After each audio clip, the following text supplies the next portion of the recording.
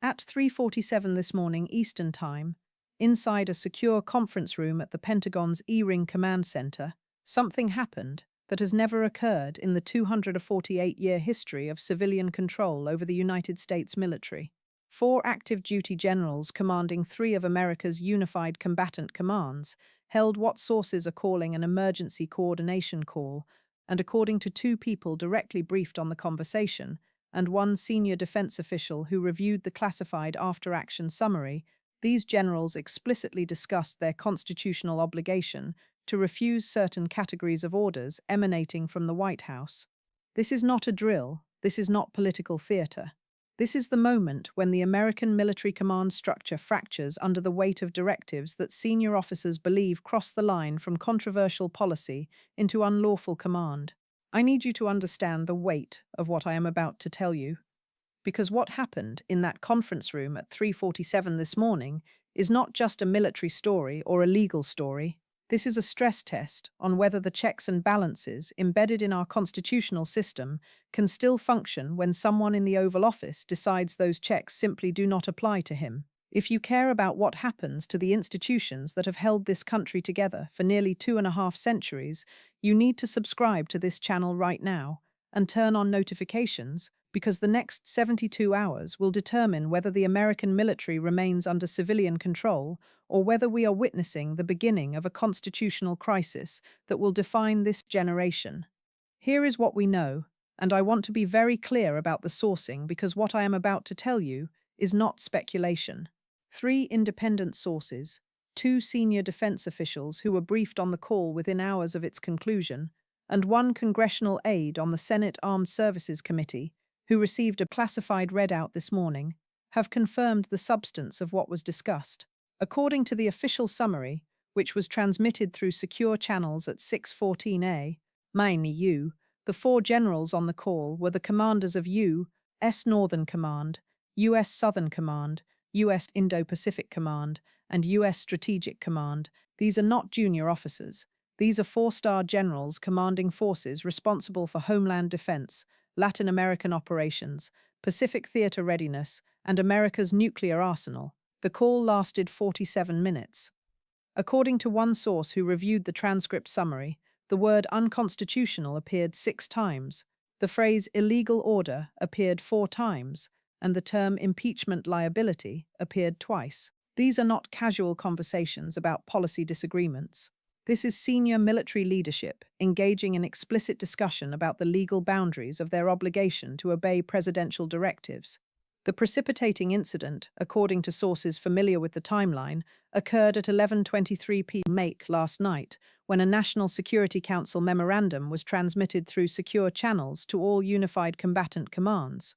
The memorandum, which sources describe as a presidential directive with immediate execution timelines, contained what 3 constitutional law experts consulted independently describe as potentially unlawful orders regarding the deployment of active duty military forces for domestic law enforcement operations in jurisdictions where governors have not requested federal assistance. Professor David Harmon, who teaches constitutional law at Georgetown and has advised both Republican and Democratic administrations on war powers questions, reviewed the description of the directive and stated on background that if the characterization is accurate, the orders would represent a direct violation of the Posse Comitatus Act, a statute that has governed the boundaries of military domestic deployment since 1878. Former federal prosecutor and military justice expert Colonel Sarah Chen, now retired and teaching at West Point, told colleagues in a private communication, obtained by this channel, that commanders receiving such orders face what she called the most difficult decision of their careers, having to choose between obeying the chain of command and adhering to their oath to defend the Constitution against all enemies, foreign and domestic. Now let me walk you through exactly how we got here, because this did not happen overnight. This is the culmination of 3 weeks of escalating tension between the White House and Pentagon leadership, and every single step was documented by people who understood they were witnessing something unprecedented. January 8, 2026.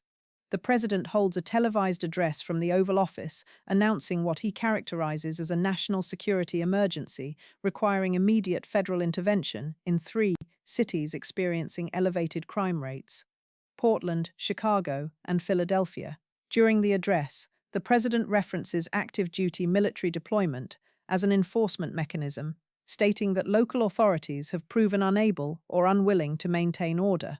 Within 90 minutes, the chairman of the Joint Chiefs of Staff, General Marcus Caldwell, issues what sources describe as a highly unusual statement, clarifying that no deployment orders have been transmitted through proper military channels, and that any such orders would require extensive legal review before execution. This is extraordinary. The chairman of the Joint Chiefs does not issue public statements contradicting presidential addresses unless something has gone catastrophically wrong in the communication process between civilian leadership and military command. January 11th. The president tweets at 6:47 a.m., attacking General Caldwell by name, calling him a weak bureaucrat, more interested in protecting his reputation than protecting American cities. The tweet includes the phrase, "Maybe it's time for new leadership at the Pentagon." Within hours, 3 former chairmen of the Joint Chiefs, spanning both Republican and Democratic administrations, issue a joint statement defending Caldwell and emphasizing that military officers take an oath to the Constitution, not to any individual office holder. This is not normal Washington controversy. This is retired 4-star generals publicly defending an active duty chairman against presidential criticism, signaling to current commanders that they have institutional support if they find themselves in impossible positions. January 14th. The Secretary of Defense, who sources describe as increasingly marginalized within the administration's decision-making process, convenes what participants called a tense meeting with all unified combatant commanders via secure video conference. According to 2 people who attended the meeting, the Secretary explicitly reminded commanders of their obligation to refuse unlawful orders, citing the Nuremberg principles established after World War II that military officers cannot defend illegal actions by claiming they were following orders. One participant described the atmosphere as funereal, with commanders understanding they were receiving guidance on how to navigate a constitutional crisis. But here is what most people do not know, and this is where the story becomes genuinely alarming. On January 16th, just 5 days ago, the White House quietly reassigned 3 senior Pentagon officials, all career professionals with decades of experience in military law and operational planning. These were not political appointees cycling through administrations. These were institutional experts whose removal created what one former defense official called a legal review vacuum, at precisely the moment when legal review has never been more critical. The reassignments were executed through personnel actions that did not require Senate confirmation, meaning they happened without congressional oversight or public notification. According to sources familiar with the moves, all 3 officials were replaced with individuals whose primary qualification appears to be personal loyalty to the president rather than expertise in military justice or constitutional law.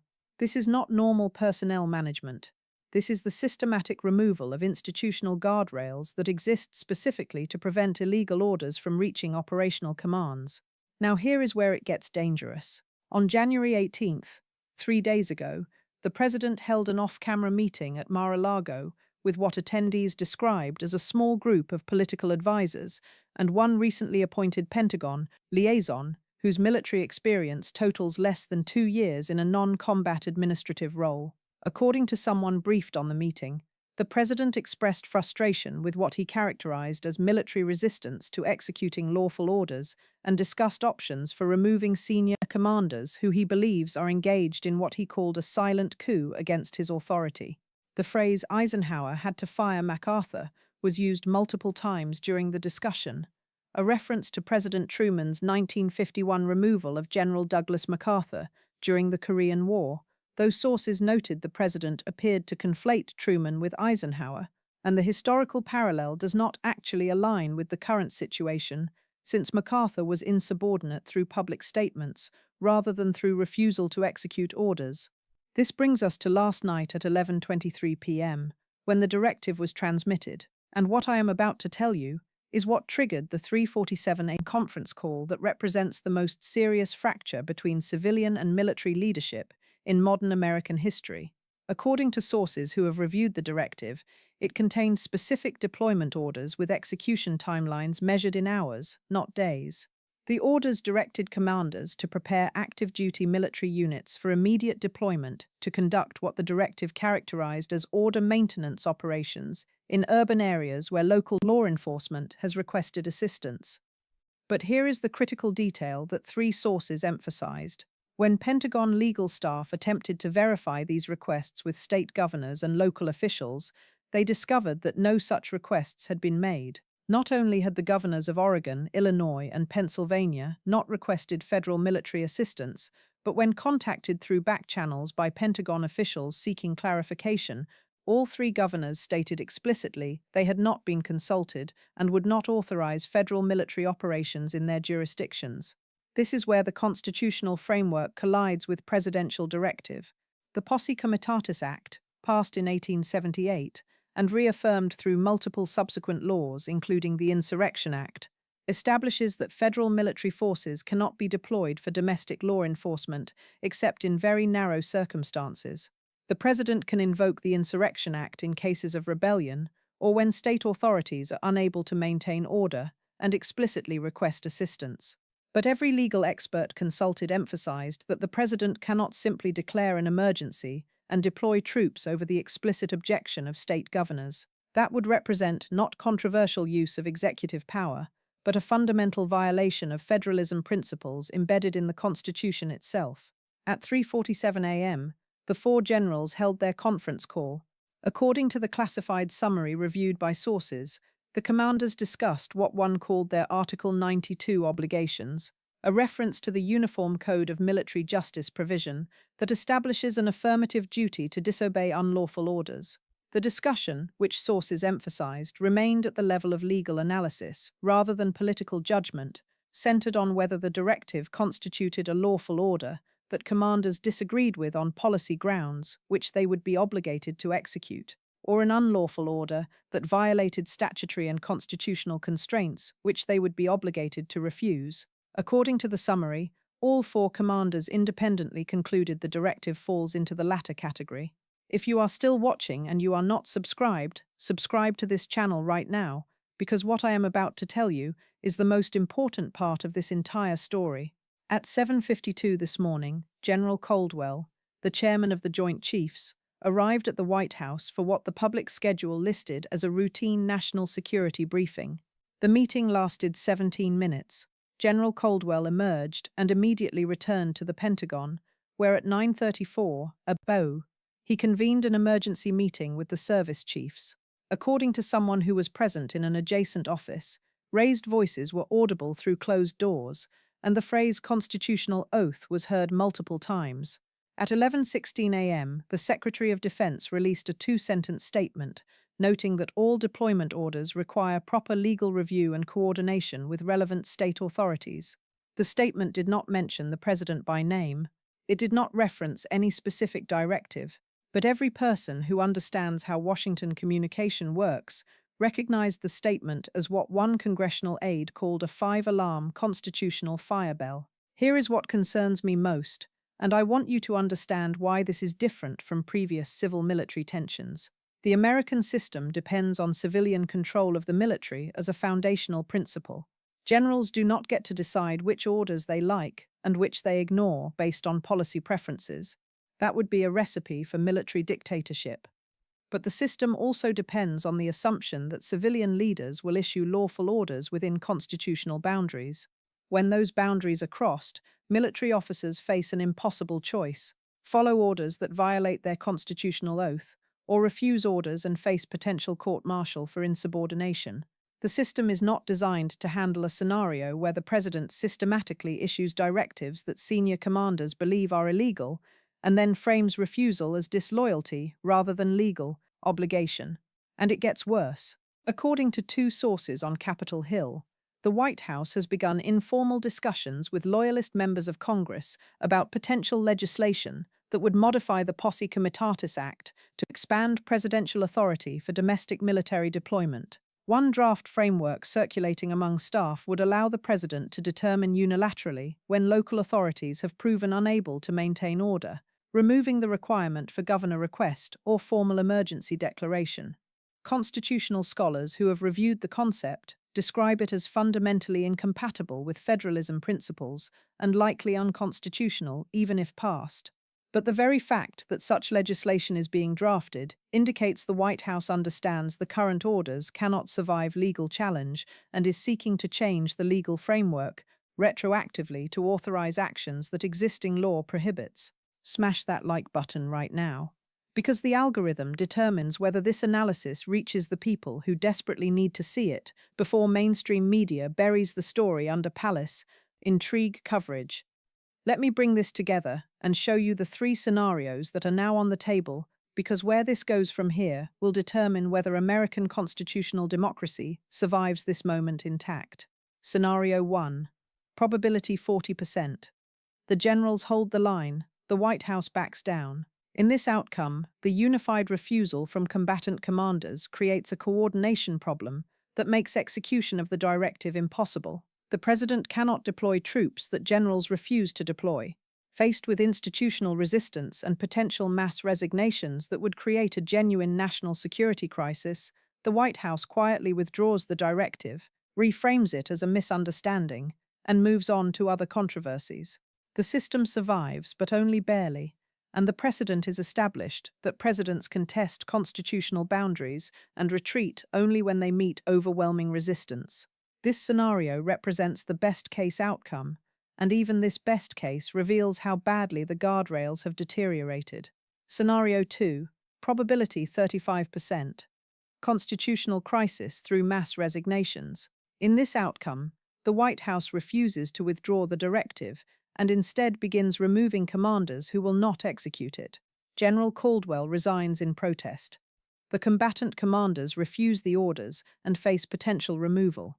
The service chiefs, who command enormous loyalty within their respective branches, face impossible choices about whether to support their combatant commanders or maintain chain of command.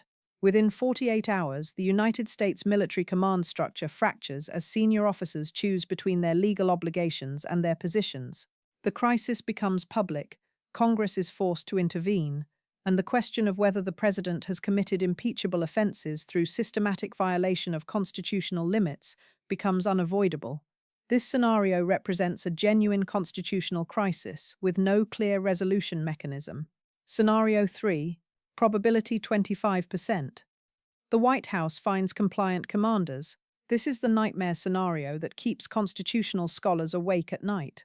Unable to secure compliance from current commanders, the White House begins systematically replacing generals with officers willing to execute the directives without legal objection.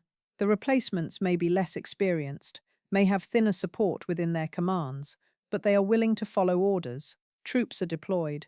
Governors resist. Federal forces clash with state National Guard units. The constitutional question of who commands military forces during internal political disputes, a question the founders tried desperately to answer through careful separation of powers, explodes into actual confrontation. This scenario has only 25% probability, but even that 1 in 4 chance represents a catastrophic breakdown of institutional norms that have prevented such confrontations for nearly 250 years. But here is why this matters beyond this one crisis, beyond this one president, beyond this one moment. The American constitutional system is not self-executing. It depends on people in positions of authority choosing to respect boundaries even when they have the formal power to cross them. It depends on military officers taking their oath to the Constitution seriously enough to risk their careers when civilian leaders issue illegal orders. It depends on institutions maintaining integrity even under enormous pressure to submit. What we are witnessing right now is a test of whether those institutional commitments remain strong enough to resist systematic assault.